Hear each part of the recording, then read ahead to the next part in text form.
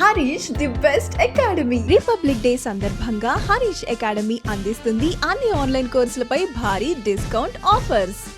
5,000 రూపాయల విలువైన APPSC group 4 full course ఇప్పుడు 1,499 రూపాయలు మాత్రమే. 2,000 రూపాయల విలువైన గ్రూప్ 4 పేపర్ 2 ఇప్పుడు 499 రూపాయలు మాత్రమే. 6,000 రూపాయల విలువైన గ్రూప్ 2 ఫుల్ కోర్స్ ఇప్పుడు 2,000 రూపాయలు మాత్రమే. 5,000 రూపాయల విలువైన SI కానిస్టేబుల్ ఫుల్ కోర్స్ ఇప్పుడు 2,000 రూపాయలు మాత్రమే.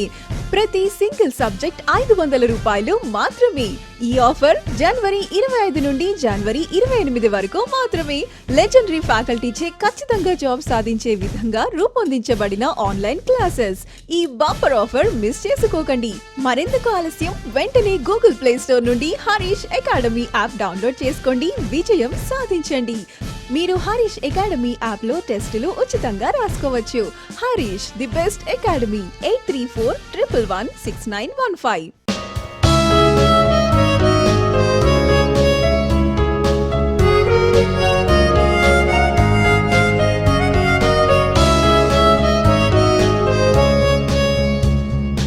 Hi friends, welcome to Harish academy. ఈరోజు వార్తలు నిలిచిన జాతీయ, అంతర్జాతీయ, రాష్ట్రీయ అంశాల గురించి, వార్తలు నిలిచిన వ్యక్తులు, అవార్డులు, పుస్తకాలు, మరి క్రీడా సంబంధిత సమాచారం, ఒక్కొక్క అంశాన్ని వివరంగా తెలుసుకుందాం. ఈరోజు ఫస్ట్ టాపిక్ వచ్చేసి ఛత్తీస్గఢ్ రాష్ట్ర ప్రభుత్వం అతి త్వరలో ప్రారంభించబోతున్న ఒక ప్రత్యేక కార్యక్రమం, ప్రత్యేక పథకం వార్తలు ఇచ్చింది. ఎవరికి సంబంధించి అంటే రాష్ట్రంలోని బాలికలకి సంబంధించి, గర్ల్ చైల్డ్కి సంబంధించి ఒక financial assistance programme.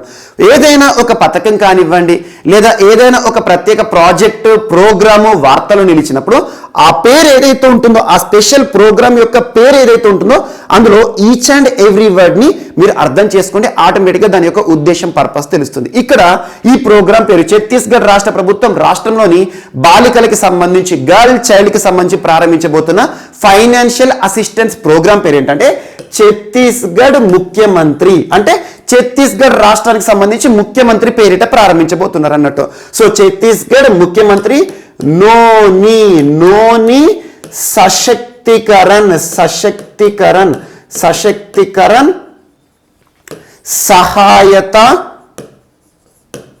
Yojana. So each and every word చూడండి, మీనింగ్ చూడండి, ఆటోమేటిక్గా ఈ స్పెషల్ ప్రోగ్రామ్, ఈ పథకం యొక్క ఉద్దేశం అర్థమవుతుంది. సో ఒక్కొక్క పదాన్ని చూద్దాం. ఛత్తీస్గఢ్ ముఖ్యమంత్రి అంటే ఛత్తీస్గఢ్ స్టేట్ కి సంబంధించిన చీఫ్ మినిస్టర్ ఎవరైతే ఉంటారో తన పేరిట అన్నట్టు. ఛత్తీస్గఢ్ ముఖ్యమంత్రి పేరిట ఎవరికి సంబంధించిన కార్యక్రమం అంటున్నాను? నోన్ అంటే గర్ల్ చైల్డ్ బాలిక, చిన్నారులకి సంబంధించి, బాలికలకి సంబంధించి, ఛత్తీస్గఢ్ రాష్ట్రంలోని బాలికలకి సంబంధించిన కార్యక్రమం. సశక్తికరణ్, మనం మహిళా సశక్తికరణ అని చెప్పేసి చాలాసార్లు చూస్తూ ఉంటాం పేపర్లలో, పుస్తకాలను. మహిళా సశక్తికరణ అంటే ఏంటి? Women empowerment. సో అంటే సశక్తికరణ అనే పదాన్ని ఇంగ్లీష్లో ఏమని చెప్పొచ్చు? ఎంపవర్మెంట్, అంటే తెలుగులో సాధికారత అంటాం. సో ఎవరికి సంబంధించిన సాధికారత, ఎవరికి సాధికారత కల్పించడానికి ప్రభుత్వం ప్రారంభించబోతోంది? నోని ఛత్తీస్గఢ్ రాష్ట్రంలోని బాలికలకి సంబంధించి, గర్ల్ చైల్డ్కి సంబంధించి సశక్తికరణ, ఎంపవర్ చేయడానికి, సాధికారత కల్పించడానికి రాష్ట్ర ప్రభుత్వం ఏం చేస్తారంట? సహాయత. ఏం సహాయం చేస్తారు? ఇది ఫైనాన్షియల్ అసిస్టెన్స్, ఆర్థిక పరమైన సాయం చేసే ఒక ప్రత్యేక యోజన, కార్యక్రమం. సో ఆటోమేటిక్గా ఒక్కొక్క పదాన్ని చూడండి, విడమర్చి చూడండి, ఈ ప్రోగ్రామ్ యొక్క ఉద్దేశం తెలిసిపోతుంది. అలా మనకు సెంట్రల్ గవర్నమెంట్కి సంబంధించిన స్కీమ్సే కావచ్చు, మన రాష్ట్ర ప్రభుత్వాలకు సంబంధించిన స్కీమ్సే కావచ్చు, పక్క రాష్ట్రాలకు సంబంధించి దేశంలోని వివిధ రాష్ట్ర ప్రభుత్వాలు ప్రారంభించే ప్రోగ్రామ్స్ ఏవైతే ఉంటాయో ఇలా ఈచ్ అండ్ ఎవ్రీ వర్డ్ చూడండి, విడమర్చి చూడండి, దాని యొక్క ఉద్దేశం తెలుస్తుంది. అంటే ఛత్తీస్గఢ్ రాష్ట్ర ముఖ్యమంత్రి గారి పేరిట ప్రారంభించబోతున్న బాలికలకి సంబంధించి, గర్ల్ చైల్డ్కి సంబంధించిన ఒక ఎంపవర్మెంట్, సాధికారతను కల్పించడానికి ప్రత్యేక ఆర్థిక సాయం కల్పించే ఒక యోజన, ఒక పథకం, ఒక కార్యక్రమం.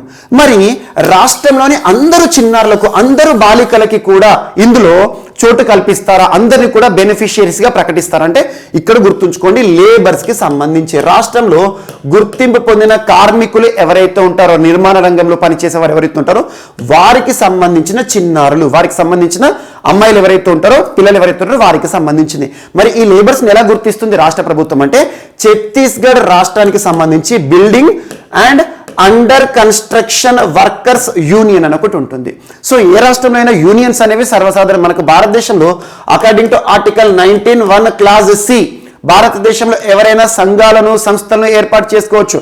అలా రాష్ట్రానికి సంబంధించి బిల్డింగ్స్ అండ్ అండర్ కన్స్ట్రక్షన్ అంటే నిర్మాణ రంగానికి సంబంధించి ఏ రాష్ట్రానికి సంబంధించి ఛత్తీస్గఢ్ రాష్ట్రానికి సంబంధించిన వర్కర్స్ కి సంబంధించిన ఒక యూనియన్.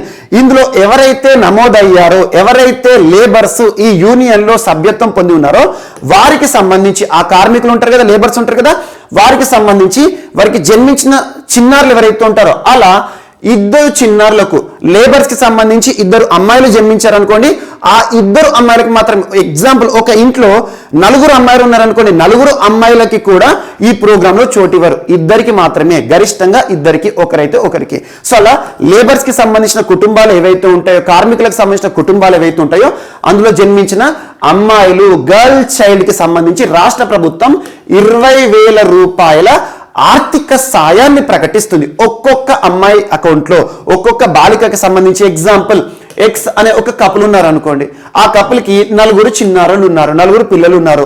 సో అందులో 2 బాలికలు ఎవరైతే ఉంటారో ఫస్ట్ జన్మించిన 2 అంటే పెద్దవాళ్ళు 2 బాలికలకి ఈచ్ అండ్ ఎవ్రీ వన్ కి సంబంధించి ఒక అకౌంట్ తీస్తారు రాష్ట్ర ప్రభుత్వం. వారి అకౌంట్ లో 20,000 రూపాయల ఫైనాన్షియల్ అసిస్టెన్స్ ఫైనాన్స్ ని జమ చేస్తారు. సో ఎందుకోసం ఉపయోగపడుతుంది? ఆ చిన్నారి పేరిట ఎవరి పేరిట అయితే ఈ 20,000 రూపీస్ ని రాష్ట్ర ప్రభుత్వం వారి అకౌంట్ లో జమ చేసిందో ఆ చిన్నారికి సంబంధించి ఎడ్యుకేషన్ కి సంబంధించి కానివ్వండి, ఎంపవర్మెంట్ కి సంబంధించి కానివ్వండి, లైవ్లీహుడ్ కి సంబంధించి కానివ్వండి, ఫ్యూచర్ లో మ్యారేజ్ కి సంబంధించి కానివ్వండి, ఇవి ఉపయోగపడతాయి అన్నట్టు. సో అలా ఛత్తీస్గఢ్ రాష్ట్ర ప్రభుత్వం గర్ల్ చైల్డ్ కి సంబంధించి అతి త్వరలో ప్రారంభించబోతున్న ప్రోగ్రాం, ఇంకా ప్రారంభించలేదు. రాష్ట్ర ముఖ్యమంత్రి గారు జనవరి 26వ తేదీన రాష్ట్ర ముఖ్యమంత్రి ఛత్తీస్గఢ్ రాష్ట్ర ముఖ్యమంత్రి భూపేష్ బఘేల్ గారు గడిచిన జనవరి 26వ తేదీన రాష్ట్ర ప్రజలకి సంబంధించి చేసిన ప్రసంగంలో భాగంగా, గణతంత్ర దినోత్సవ వేడుకల భాగంగా అతి త్వరలో రాష్ట్ర ప్రభుత్వం ఈ ప్రోగ్రామ్ ని ఇంప్లిమెంట్ చేయబోతోంది అని చెప్పేసి చెప్పారు. ఇది ఒకటి ఇంపార్టెంట్. ఇటీవల కాలంలో ఛత్తీస్గఢ్ రాష్ట్రానికి సంబంధించి తరచూ ఏదో ఒక అంశాన్ని మనం చూస్తున్నాం.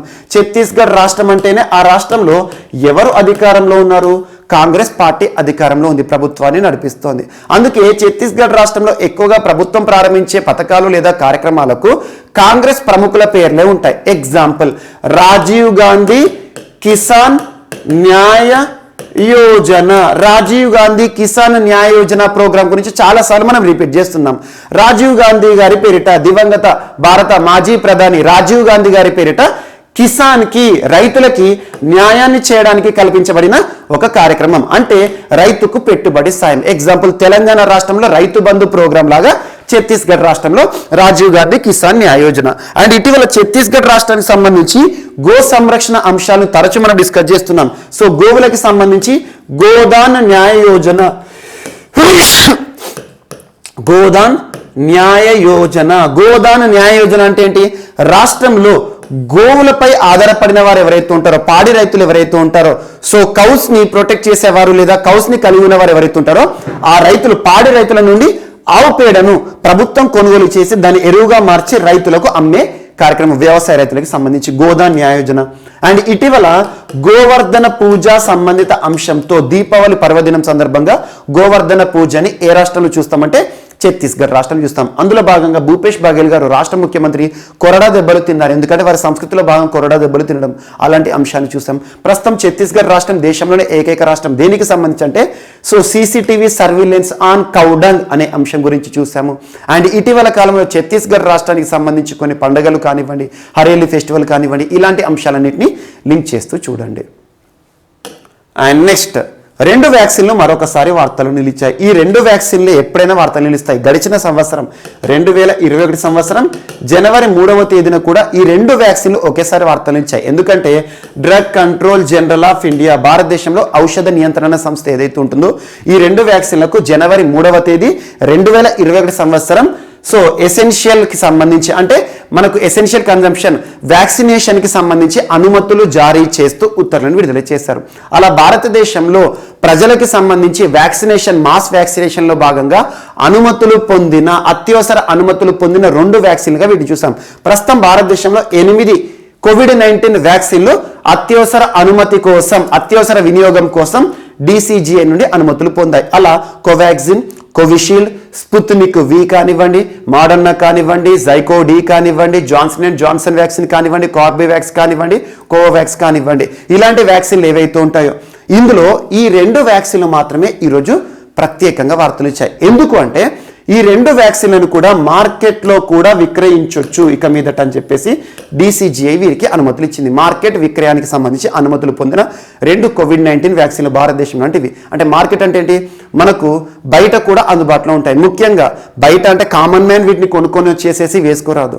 కామన్గా హాస్పిటల్స్ కానివ్వండి, క్లినిక్స్ కానివ్వండి, వారికి సంబంధించిన వారు మాత్రమే వీటిని కొనేసేసి మనకు అడ్మినిస్టర్ చేయొచ్చు. సో అలా మార్కెట్ కోసం, మార్కెట్లో కూడా వినియోగం కోసం, మార్కెట్లో కూడా అమ్మకాలు జరపవచ్చు అని చెప్పేసి ఇటీవల DCGI వారు ఏ 2 COVID-19 వ్యాక్సిన్లకు అనుమతులు ఇచ్చారంటే, ఒకటి పూర్తి స్వదేశీ పరిజ్ఞానంతో మన భారతీయ సంస్థ తయారు చేసిన కోవాక్సిన్. ఈ కోవాక్సిన్ తయారు చేసిన సంస్థ ఏంటి, భారత్ బయోటెక్ అనగానే మనకు కృష్ణ ఎల్లగారు, సుచిత్ర ఎల్లగారు గుర్తుకు రావాలి. ఎందుకంటే ఇటీవల పద్మభూషణ్ పురస్కార గ్రహీతలుగా డుయో వార్తలు నిలిచారు వీళ్ళు. అండ్ కోవిషీల్డ్ అనగానే serum institute of India founder మనకు సైరస్ పూనవాలా గారు, అంతకుముందు లోకమాన్య తిలక్ పురస్కార గ్రహీత అని చెప్పాము 2020 సంవత్సరంలో. ఇటీవల పద్మభూషణ్ పురస్కార గ్రహీత సైరస్ పూనవాలా గారికి సంబంధించిన సీరం ఇన్స్టిట్యూట్ ఆఫ్ ఇండియా వారు మనకు ఆస్ట్రాజెనికా, ఆక్స్ఫర్డ్ యూనివర్సిటీ సహకారంతో తయారు చేసిన కోవిషీల్డ్ ఇవి మార్కెట్లో కూడా విక్రయించవచ్చు అని చెప్పేసి DCGI drug control general of India వారు వీరికి అనుమతులు ఇచ్చారు. సో మార్కెట్లో కూడా ఇవి ఇక విరివిగా మనకు లభించే అవకాశం ఉంది. ఇదొకటి ఇంపార్టెంట్.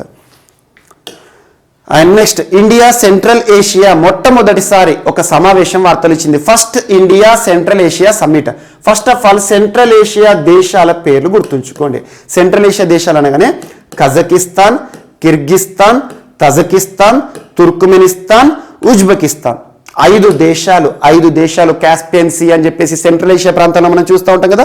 యాక్చువల్గా 1991 ఇయర్ వరకు కూడా ఇప్పుడు చూస్తున్న ఈ 5 దేశాలు సెంట్రల్ ఆసియా దేశాలుగా చెప్పబడుతున్న Kazakhstan, Kyrgyzstan, Tajikistan, Turkmenistan, Uzbekistan ఈ 5 దేశాలు కూడా USSR లో భాగంగా ఉండేవి. So Soviet Union of Russia అని చెప్తాం కదా. సో రష్యా యూనియన్ USSR లో భాగం. సో 1991 ఇయర్లో USSR విచ్ఛిన్నమైన తర్వాత చిన్న చిన్న దేశాలుగా విడదీయడం జరిగింది. అందులో ఈ 5 దేశాలు, వీటితో పాటు ఇటీవల తరచూ వివాదాస్పదమవుతున్న అర్మేనియా, అజర్బైజాన్ కానివ్వండి, ఇవన్నీ కూడా ఒకప్పుడు USSR లో భాగం. సో ఇక్కడ సెంట్రల్ ఆసియా ప్రాంతంలోని ఈ 5 దేశాలతో వర్చువల్గా ఇండియాతో జరిగిన సమావేశం. ఇండియాకి సంబంధించి భారత ప్రధాని నరేంద్ర మోదీ గారి ఆధ్వర్యంలో నిన్నటి రోజున సో జనవరి 27వ తేదీన ప్రారంభమైన వర్చువల్ సమావేశాలు ఈ 5 దేశాధినేతలతో, అంటే ఇండియా సెంట్రల్ ఏషియా సంబంధాలు సమావేశం అంటే ఏంటంటే భారతదేశానికి ఈ సెంట్రల్ ఆసియా దేశాల్లోని దేశాలు ఏవైతే ఉంటాయో వీటితో ఉన్న సంబంధం. ముఖ్యంగా వీటిని ఎంకరేజ్ చేయాలంటే ట్రేడ్ అండ్ కామర్స్ విషయంలో ఈ దేశాలతో భారత్ సంబంధాలను కొనసాగించాల్సి ఉంటుంది. కల్చరల్ రిలేషన్స్ ని ముందుండి నడిపించాలి అని చెప్పేసి సో అలా సెంట్రల్ ఆసియా దేశాలకి సంబంధించిన ఒక వర్చువల్ సమావేశాన్ని మొట్టమొదటిసారి భారత్ ఆతిథ్యంలో నిన్నటి రోజున వర్చువల్ గా చూడడం జరిగింది. యాక్చువల్గా ఈ 5 దేశాధినేతలు కూడా గడిచిన రిపబ్లిక్ డే సెలబ్రేషన్స్ లో భాగంగా అటెండ్ అవ్వాల్సి ఉండే, కాకపోతే ఇండియా ఇన్వైట్ చేసింది, వారు వస్తామన్నారు. బట్ COVID-19 పీక్ పరిస్థితిలో రాలేని పరిస్థితి కాబట్టి వర్చువల్గా ఈ సమావేశం అనేది నిన్నటి రోజున ప్రారంభమైంది. ఈ దేశాలతో భారత్కి సంబంధించిన సంబంధాలను గుర్తుంచుకోండి సరిపోతుంది. అండ్ నెక్స్ట్, ఈరోజు ఇండియా ఇజ్రాయిల్ సంబంధాలకి సంబంధించి 30 ఇయర్స్ సెలబ్రేషన్స్ వార్తలు నిలిచాయి. 2 దేశాలకి సంబంధించి 30 సంవత్సరాల సంబంధాలు. సో ఇక్కడ ఇండియా ఇజ్రాయెల్, ఇండియాకి సంబంధించి మన అశోక చక్రం మన నేషనల్ ఫ్లాగ్ లో ఉండే అశోక చక్రము, మరియు ఇజ్రాయెల్కి సంబంధించి మీరు ఇజ్రాయెల్ ఫ్లాగ్ ని కనుక చూస్తే ఈ స్టార్ చూస్తారు, దీన్ని స్టార్ ఆఫ్ డేవిడ్ అంటారు. స్టార్, సో అలా star of David of Israel, ఇండియాకి సంబంధించి అశోక చక్రం, వీటితో కూడిన ఈ గుర్తులతో కూడిన ఒక స్పెషల్ లోగోని ఇటీవల భారత ప్రభుత్వం విడుదల చేసింది. దేనికి చిహ్నంగా అంటే ఒక కమమరేటివ్ లోగో, స్మారక గుర్తు అనొచ్చు. ఎందుకు అంటే ఇండియా ఇజ్రాయెల్కి సంబంధించి ఫ్రెండ్షిప్ రిలేషన్స్లో భాగంగా మనం తరచూ చూస్తూ ఉంటాం. ఇండియా రిలేషన్ సంబంధాలు ఇటీవల ఎక్కువగా రక్షణపరమైన అవసరాలు, మన భారతదేశంలో రక్షణపరమైన అవసరాలు తీర్చుకోవడానికి ఇజ్రాయెల్ పైన చాలా డిపెండ్ అవుతున్నాం. హెరాల్ డ్రోన్లు కానివ్వండి, నెగేవ్ లైట్ మిషన్ గన్స్ కానివ్వండి, ఎట్ ద సేమ్ టైం ఇటీవల స్కై స్ట్రైకర్స్ లేదా సూసైడ్ డ్రోన్లు అని చెప్పేసి ప్రత్యేక డ్రోన్లను, ఆయుధాలను ఇంపోర్ట్ చేసుకుంటున్నాం. ఇజ్రాయెల్ అంటేనే ప్రపంచంలో ఇన్నోవేటివ్ మెథడ్స్లో అగ్రికల్చర్ చేసే, సో వ్యవసాయం చేసే ఒక దేశం. అగ్రికల్చర్ అంటేనే, మోడర్న్ అగ్రికల్చర్ అంటేనే ఇజ్రాయెల్. అక్కడ కిబుట్స్ ఫార్మింగ్ అంటారు. కిబుట్స్ ఫార్మింగ్ చాలా ఇంపార్టెంట్, అధునాతనమైన, దీని ఏమంటారు అంటే కోఆపరేటివ్ ఫార్మింగ్ అనొచ్చు. కిబుట్స్ ఫార్మింగ్ ప్రపంచానికి కొత్త పాఠాలు నేర్పుతున్న ఇజ్రాయెల్. సో అగ్రికల్చర్లో వారు సాధించిన మోడర్న్ వినియోగాలు కానివ్వండి, వీటన్నింటి కూడా మనం అడాప్ట్ చేసుకుంటున్నాం. సో అలా ఇండియా ఇజ్రాయెల్. అంతకుముందు చూడండి, ఇండియా ఇజ్రాయెల్ సంబంధించి దేశాధినేతలు, ప్రస్తుతం భారతదేశానికి సంబంధించి ప్రధాని నరేంద్ర మోదీ గారు, అంతకుముందు ఇజ్రాయెల్కి సంబంధించి బెంజమిన్ నెతన్యాహు గారు, ఇద్దరు కూడా చాలా మంచి ఆప్తమిత్రులు, చాలా క్లోజ్ ఫ్రెండ్స్. ప్రస్తుతం ఇజ్రాయెల్కి సంబంధించి ప్రెసిడెంట్గా ఇజాక్ హెర్జోగ్ గారు అండ్ ప్రధానిగా మనకు నఫ్తాలి బెన్నెట్ గారిని చూడడం జరుగుతుంది. సో అలా ఇండియా ఇజ్రాయెల్ సంబంధాలు ప్రారంభమై 30 సంవత్సరాలు అయిన కారణంగా ఒక గుర్తు, ఒక స్మారకంగా కమమరేటివ్ లోగోని ఇటీవల భారత ప్రభుత్వం విడుదల చేసింది. సో ఇదే సింబల్తో రిలీజ్ చేశారు. ఇది ఒక లోగో అని గుర్తుంచుకోండి. సో ఇజ్రాయెల్కి సంబంధించి వారి నేషనల్ ఫ్లాగ్లో ఉండే స్టార్ అండ్ మనకు సంబంధించి అశోక చక్రంతో కూడిన ఒక special logo 30 years of India Israel relations commemorative logo అని గుర్తుంచుకోండి. అండ్ నెక్స్ట్ ఇండియా ఫ్రాన్స్ సంబంధాలు వార్తలు నిలిచాయి. India France. సో ఫ్రాన్స్కి సంబంధించి ఎమాన్యుయల్ మెక్రాన్ గారు, ఇండియాకి సంబంధించి భారత ప్రధాని గారు, ప్రస్తుతం దేశాధినేతలను గుర్తుంచుకోండి. సో ఇక్కడ ఇండియా ఫ్రాన్స్ విషయంలో ఒక ఒప్పందం కుదిరింది, ఒక MOU, మెమరాండమ్ ఆఫ్ అండర్స్టాండింగ్. ఎవరెవరికి మధ్య అంటే CSIR, council of scientific and industrial research, council of scientific and industrial research, ఫ్రాన్స్కి సంబంధించి యూనివర్సిటీ ఆఫ్ ప్యాస్చర్ లేదా institute of Pasteur institute of Pasteur, మరియు భారత్కి సంబంధించి CSIR. ఈ రెండు సంస్థలు లేదా రెండు దేశాల మధ్య కుదిరిన ఒప్పందం. సో భారత్కి సంబంధించి రిప్రజెంటేటివ్ CSIR, ఫ్రాన్స్కి సంబంధించేమో ఇన్స్టిట్యూట్ ఆఫ్ ప్యాస్చర్. దేనికి సంబంధించి అంటే health relations, not healthy relations. Healthy relations అంటే సత్సంబంధాలు, హెల్త్ రిలేషన్స్ అంటే భారతదేశంలో క్లినికల్ ఫీల్డ్, మెడిసిన్ ఫీల్డ్లో ఇరు దేశాలు కూడా పరస్పరం సహకారం అందించుకోవాలి. సో అంటువ్యాధులకి సంబంధించి నివారణ మార్గాలు, నియంత్రణ చర్యలు, పరిశోధనలకు సంబంధించి ఇరు దేశాలు కూడా టెక్నాలజీ ట్రాన్స్ఫర్కి సంబంధించి CSIR, ఇన్స్టిట్యూట్ ఆఫ్ ప్యాస్చర్, ఈ సంస్థల మధ్య ఇండియా ఫ్రాన్స్ సంబంధాలకు సంబంధించి ఒక ఒప్పందం వార్తలు నిలిచింది. సో ఇక్కడ ఇండియా చైనా సంబంధాలు అద్భుతంగా సాగుతున్నాయి. వాస్తవంగా ఇటీవల చైనా ప్రభుత్వం ఏం చెప్పింది అంటే, ఎన్ని గొడవలున్నా, ఎన్ని వివాదాలున్నా భారత్కి చైనాకి మధ్య ట్రేడ్ మాత్రం, వాణిజ్యం మాత్రం అద్భుతంగా కొనసాగుతుందని చెప్పారు. సో భారత్కి చైనాకి సంబంధించి గడిచిన సంవత్సరంలో 43.3% ఏమంటారు ఎగుమతులు దిగుమతులు అని పెరిగి, వాణిజ్యం అనేది పెరిగిందట. 2020 సంవత్సరంతో పోలిస్తే 2021 సంవత్సరంలో 43% వాణిజ్యం అనేది ఈ రెండు దేశాల మధ్య మరింత పెరిగిందంట. ఎన్ని కారణాలున్నా మనం చూడండి, 2020 సంవత్సరం గాల్వన్ లోయ ప్రాంతంలో, సో జూన్లో గాల్వన్ లోయ ప్రాంతంలో మన కల్నల్ సంతోష్ బాబు గారు మరణించారు. ఇండో సైనో బార్డర్లో మరణించిన మొట్టమొదటి కల్నల్ స్థాయి అధికారి కల్నల్ సంతోష్ బాబు గారు. ఆ మరణం తర్వాత రెండు దేశాలకు సంబంధించి సంబంధాలు అనేవి దిగజారుతూ వస్తున్నాయి. చాలా ఆంక్షలు విధించడం, మన వస్తువులకు సంబంధించి చైనా యాంటీ డంపింగ్ డ్యూటీని విధించడం, ఇవన్నీ మనం చూస్తున్నాం. చైనాకి సంబంధించిన విదేశీ యాప్లను IT యాక్ట్ 2000 సెక్షన్ 69A ఆధారంగా భారత ప్రభుత్వం నిషేధాజ్ఞలను విధించడం, ఇవన్నీ తరచూ చూస్తున్నాం.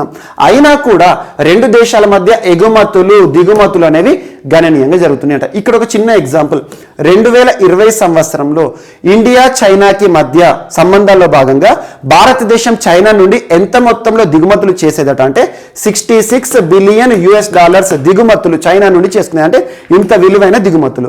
అది 2021 వరకు $97.7 బిలియన్ చేరింది. అంటే దిగుమతులు, చైనా పైన మన డిపెండెన్సీ పెరుగుతుంది.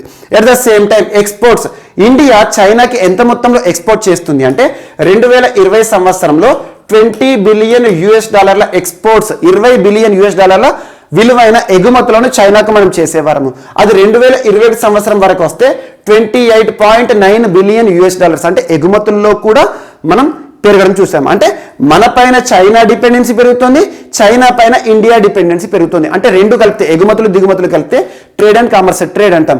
అలా ట్రేడ్లో గడిచిన సంవత్సరం 43.3% హైక్ అనేది చూడడం జరిగిందంట. సో ఏ కారణాలు ఉన్నా కూడా వాణిజ్యపరంగా ఒక దేశంపై ఒక దేశం ఆధారపడడం అనేది సహజం. అంతేందుకు ఇండియా పాకిస్తాన్కి చాలా గొడవలు ఉంటాయి. ఈ రెండు దాయాది దేశాలు అంటాం, శత్రు దేశాలు అంటాం. జన్మతః ప్రతి ఒక్కరు కూడా పాకిస్తాన్ అనే పేరు వింటేనే చాలా కోపంగా ఉంటారు. అలాంటిది ఇండియా పాకిస్తాన్కి కూడా వాణిజ్యపరమైన సంబంధాలు ఉంటాయి.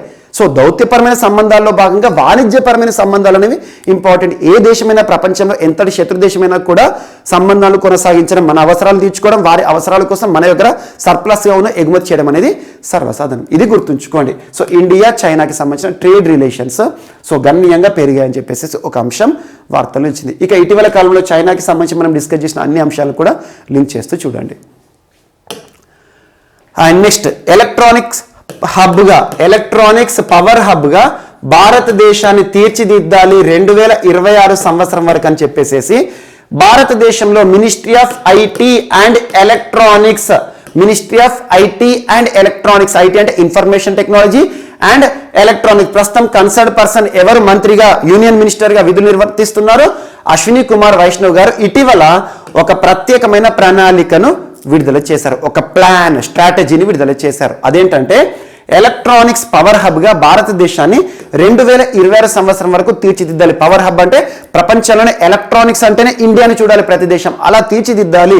భారతదేశంలో ఎలక్ట్రానిక్స్ మార్కెట్ని $300 బిలియన్ చేర్చాలి అని చెప్పేసి ఒక ప్రత్యేకమైన స్ట్రాటజీ ప్రణాళికను సిద్ధం చేస్తూ ఒక బుక్లెట్ని విడుదల చేశారు Ministry of Electronics and Information Technology Ashwini Kumar Vaishnaw గారు. ప్రస్తుతం రైల్వే శాఖ మంత్రిగా కూడా తానే విధులు నిర్వర్తిస్తున్నారు. And next Swiggy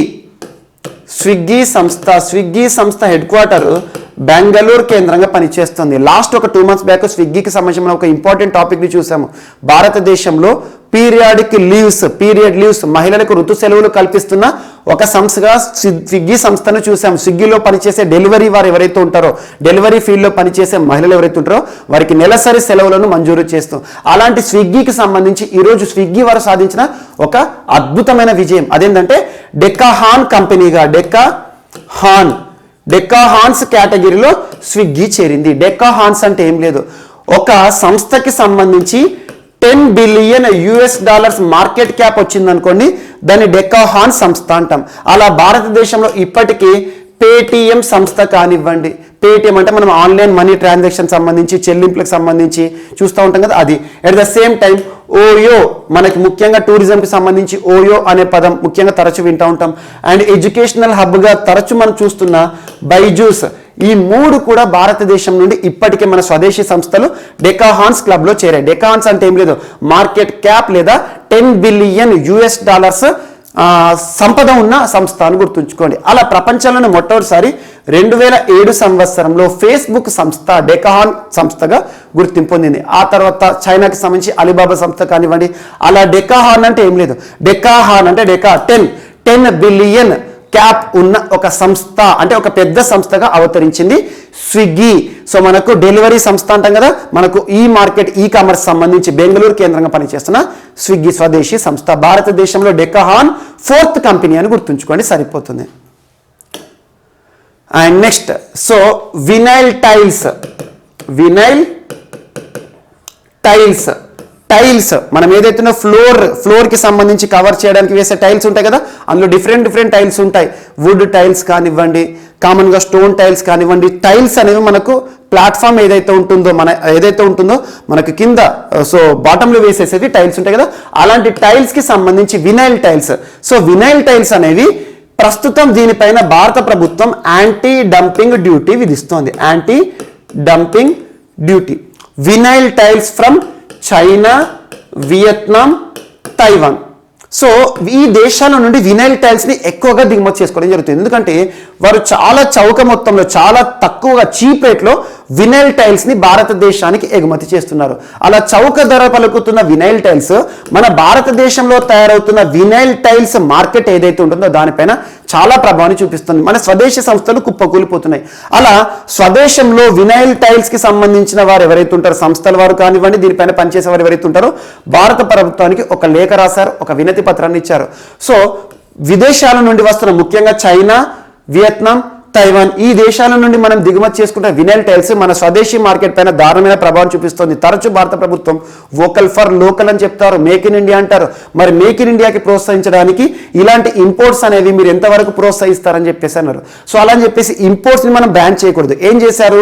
anti dumping డ్యూటీని విధిస్తారు. యాంటీ డంపింగ్ డ్యూటీ అంటే ఏం లేదు, సో విదేశాల నుండి మనం దిగుమతి చేసుకునే వస్తువులు మన స్వదేశంలో లభ్యమయ్యే వస్తువుల కంటే తక్కువ ధర పలికాయి అనుకోండి, ఆటోమేటిక్గా వినియోగదారులు విదేశాలకు సంబంధించిన ఆ వస్తువుల వైపే చూస్తారు, మన స్వదేశీ మార్కెట్ కుప్పకూలుతుంది. అలా మన స్వదేశీ మార్కెట్ని ప్రోత్సహించడానికి భారత ప్రభుత్వం ఏం చేస్తుందంటే విదేశాల నుండి అత్యంత చీప్గా చాలా చీప్ ధరలో వస్తున్న వస్తువులు ఏవైతుంటే వాటిపైన యాంటీ డంపింగ్ డ్యూటీ అంటే ఒక ప్రత్యేకమైన పన్నులు విధిస్తాయి. ఆటోమేటిక్గా వాటి ధర పెరుగుతుంది అన్నట్టు. ఆటోమేటిక్గా సో మన వినియోగదారులు తక్కువ ధర ఉన్న ఇండియన్ వస్తువులను చూస్తారు. అలా వినైల్ టైల్స్కి సంబంధించి యాంటీ డంపింగ్ డ్యూటీని విధిస్తున్నట్టుగా భారత ప్రభుత్వం చేసిన ప్రకటన ఈరోజు వార్తలో నిలిచింది. సో ఇదొకటి ఇంపార్టెంట్. అండ్ నెక్స్ట్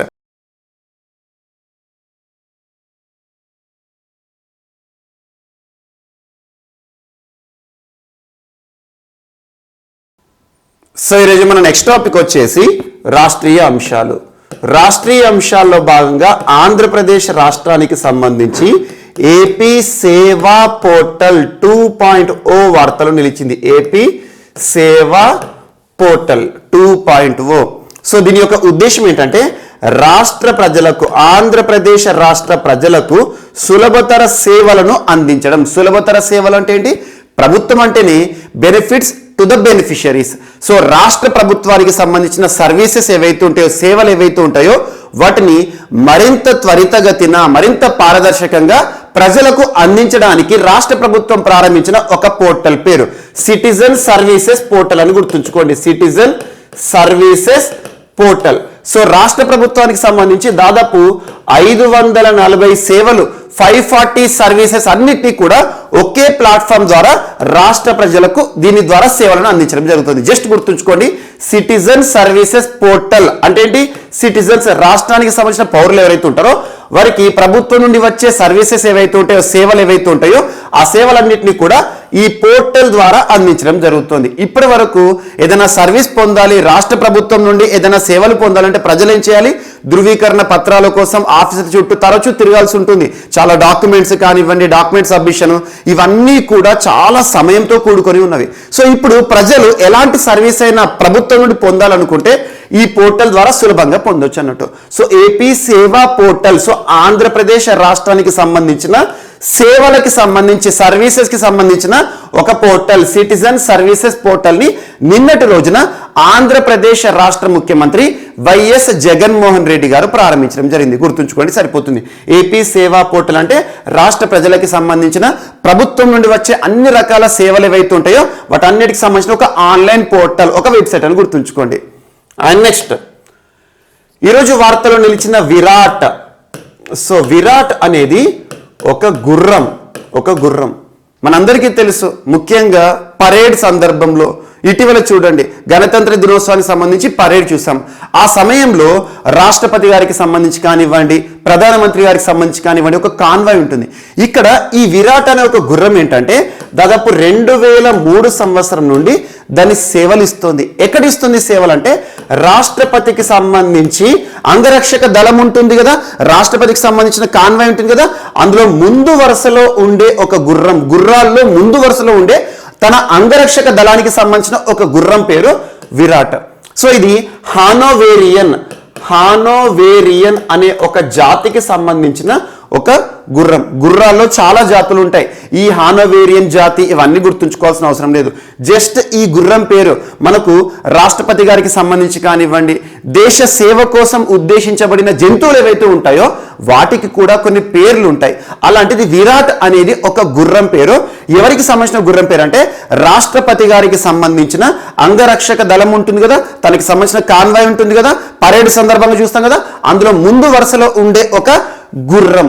ఆ గుర్రము 2003 సంవత్సరం నుండి సేవలు అందిస్తుంది, సర్వీసెస్ చేస్తుంది. సో అంగరక్షక దళంలో తనకంటూ ప్రత్యేక గుర్తింపు పొందిన విరాట్ ఏదైతే ఉంటుందో అది సేవలకు వీడుకోలు పలకడం జరిగింది. సేవలకు వీడుకోలు అంటే ఇక్కడ గుర్రానికి సంబంధించి దాని సేవలను ఇక పక్కన పెడుతున్నారంటే, ఎందుకంటే గుర్రం కూడా చూడండి 2003 సంవత్సరం నుండి ప్రస్తుతం 2022 సంవత్సరం, అంటే ఆల్మోస్ట్ 20 సంవత్సరాల పాటు గుర్రం మన దేశ సేవ కోసం ఉద్దేశించబడిందంటే మామూలు విషయం కాదు. అలాంటి గుర్రానికి సంబంధించిన సేవలను ఇక పక్కన పెట్టబోతున్నారు అని అంటే దీనికి గ్రాండ్ గా వీడుకోలు పలికారు. సో ఎవరు అంటే మన భారత ప్రధాని నరేంద్ర మోదీ గారు, రాష్ట్రపతి రామ్నాథ్ కోవింద్ గారు స్వతహాగా వారు దీని దగ్గరకు వచ్చేసేసి కూడా ఇది చేసిన సేవలు ఏవైతే ఉంటాయో ఆ సేవలకు సంబంధించి ప్రత్యేకంగా చర్చించడం జరిగింది. సో ఇటీవల సేవలకు వీడుకోలు పలకబడుతూ వార్తలు నిలిచిన విరాట్ అనే ఒక గుర్రం, దాని ప్రత్యేకత ఏంటంటే హానోవారియన్ జాతికి సంబంధించింది. 2003 సంవత్సరం నుండి సేవలు అందిస్తుంది. రాష్ట్రపతి గారికి సంబంధించిన అంగరక్షక దళం ఏదైతే ఉంటుందో అందులో ముందు వరుసలో ఉండే ఒక గుర్రం పేరే విరాట్. సో దీని యొక్క సేవలను మనం చూడడం జరిగింది ఇన్నేళ్ల పాటు. సో ఇప్పుడు సేవలకు వీడుకోలు పలకబడుతూ వార్తలు నిలిచింది. అండ్ నెక్స్ట్ ఈరోజు వార్తల్లో నిలిచిన వ్యక్తుల విషయానికి వస్తే, సో వార్తల్లో వ్యక్తుల విషయానికి వస్తే ఫస్ట్ పర్సన్ ప్రముఖ కథకళి డాన్సర్, తన పేరు గుర్తుంచుకొని మిలెనా సల్వాని గారు మరణిస్తూ వార్తలు నిలిచారు. ప్రముఖ కథకళి డాన్సర్ అంటున్నాను. కథకళి అనగానే ఏ రాష్ట్రం గుర్తుకు రావాలి మనకు? కేరళ రాష్ట్రం. కేరళ రాష్ట్రానికి సంబంధించి కేరళ రాష్ట్ర సంస్కృతిలో భాగమైన ఒక ప్రముఖ డ్యాన్స్ అన్నట్టు కథకళి. మనకు ఆర్ట్ అండ్ లిటరేచర్ పార్ట్ నుండి, ఆర్ట్ అండ్ కల్చర్ పార్ట్ నుండి ఖచ్చితంగా పోటీ పరీక్షలో ప్రశ్నలు అడుగుతారు.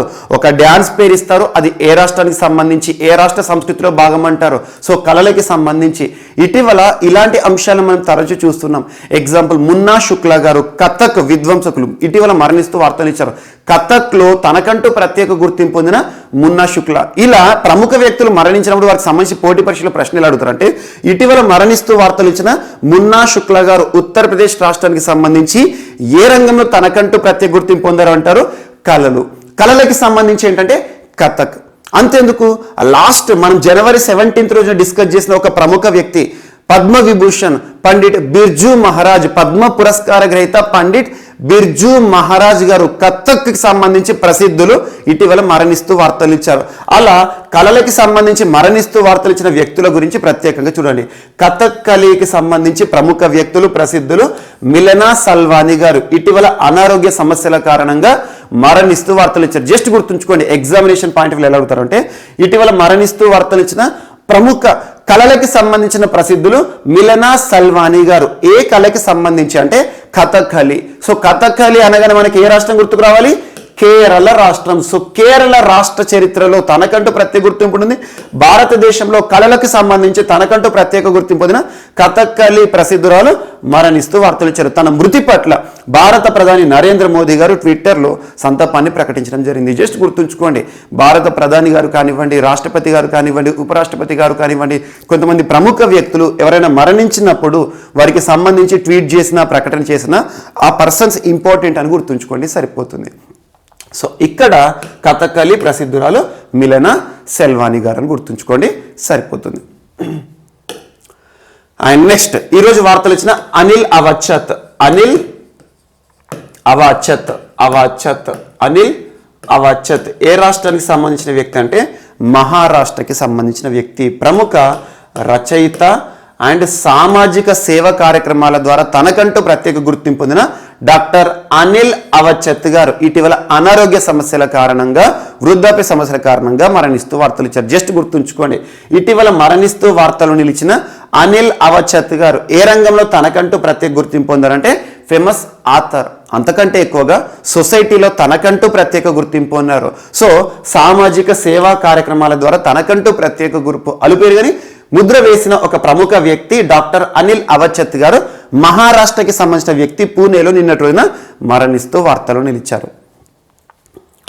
అండ్ నెక్స్ట్ శ్రీ విరించి గారు, శ్రీ విరించి గారు. సో శ్రీ విరించి గారు మరణిస్తూ వార్తలు ఇచ్చారు. యాక్చువల్గా శ్రీ విరించి అనేది తన యొక్క కలం పేరు అంటే మీకు ఏం గుర్తుకు రావాలి? తను రచయిత అన్నట్టు, ఫేమస్ ఆథర్, మన తెలుగు ప్రాంతానికి సంబంధించిన వ్యక్తి, తమిళనాడులో స్థిరపడిన వ్యక్తి శ్రీ విరించి. తన అసలు పేరు ఏంటంటే నల్లాన్ రామానుజాచారి. నల్లాన్ రామానుజాచారి గారు లేదా శ్రీ విరించి గారు అని గుర్తుంచుకోండి. ఒక రచయిత, థియోసోఫికల్ సొసైటీకి అధ్యక్షులుగాను, భారతదేశ చరిత్రలో ముఖ్యంగా బుక్ ట్రస్ట్కి సంబంధించి సుదీర్ఘకాలం సేవలు అందించిన వ్యక్తి. బుక్ ట్రస్ట్ అంటే బుక్లకు సంబంధించి national book trust of India అని మనం ఒక సంస్థ గురించి చూస్తూ ఉంటాం. సో అలా తన జీవితంలో దాదాపు 150కి పైగా పుస్తకాలు రాసిన వ్యక్తి. So author, famous author. అందులో 100కు పైచిలుకు తెలుగు పుస్తకాలు ఉన్నాయి, 50కి పైచిలుకు ఇంగ్లీష్ పుస్తకాలు ఉన్నాయి.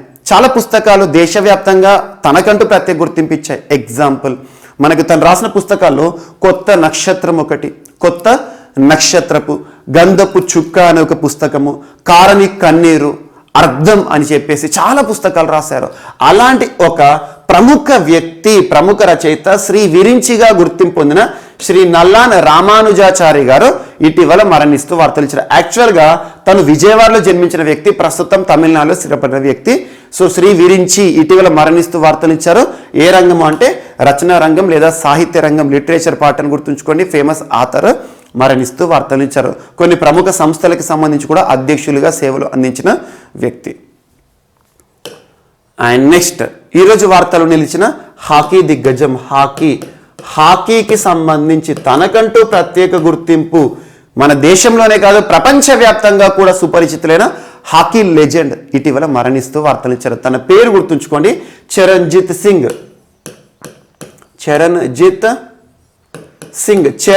సింగ్ అనగానే మనకి ఏ రాష్ట్రం గుర్తుకు రావాలి? పంజాబ్. సో పంజాబ్ ప్రాంతానికి సంబంధించిన వ్యక్తి చరణ్జిత్ సింగ్ గారు మరణిస్తూ వార్తలు ఇచ్చారు. ఏ రంగంలో తనకంటూ ప్రత్యేక గుర్తింపు పొందారంటే క్రీడా రంగం, క్రీడలకు సంబంధించి హాకీ ప్లేయర్ అని గుర్తుంచుకోండి. సో హాకీకి సంబంధించి తన గురించి ముఖ్యంగా కొన్ని ఒలింపిక్స్ గుర్తుంచుకోండి. ఆ ఒలింపిక్స్లో 1960 Rome Olympics and 1964 Tokyo Olympics. ఇందులో 1964 టోక్యో ఒలింపిక్స్ ఎందుకు ఇంపార్టెంట్ అంటే ఈ ఒలింపిక్స్లో భారత హాకీ జట్టు స్వర్ణ పతకాన్ని, గోల్డ్ మెడల్ని సాధించింది. ఒలింపిక్స్లో స్వర్ణ పతకాలు మన హాకీ జట్టు సాధించడం అనేది సర్వసాధారణం. సింపుల్గా చెప్పాలంటే ఇప్పుడు మ్యాక్సిమం కొన్ని పతకాలు తక్కువ తప్పితే హాకీలో ఒకప్పుడు హాకీ అంటేనే ఇండియా అనే పర్యాయ పదం ఉండేది. అలాంటిది 1964లో భారత హాకీ జట్టు సాధించింది స్వర్ణం. 1964లో టోక్యోలో జరిగే ఒలింపిక్స్లో ఆ హాకీ జట్టుకి సారథిగా, కెప్టెన్గా విధులు నిర్వర్తించిన చరణ్జిత్ సింగ్ గారు. అసలు తన చాలా వరకు కూడా ఒలింపిక్స్లోనే కాదు దేశంలో కూడా చాలా వరకు దేశవాళీ టోర్నమెంట్లో కూడా చాలా పతకాలు సాధించిన ఒక ప్రముఖ ఆటగాడు, క్రీడాకారుడు చరణ్జిత్ సింగ్ గారు మరణిస్తూ వార్తలు నిలిచారు. అండ్ నెక్స్ట్, ఈరోజు క్రీడలకు సంబంధించి మరొక పర్సన్, హంగేరీకి సంబంధించిన ఆటగాడు. సో తన పేరు సిల్వెస్టర్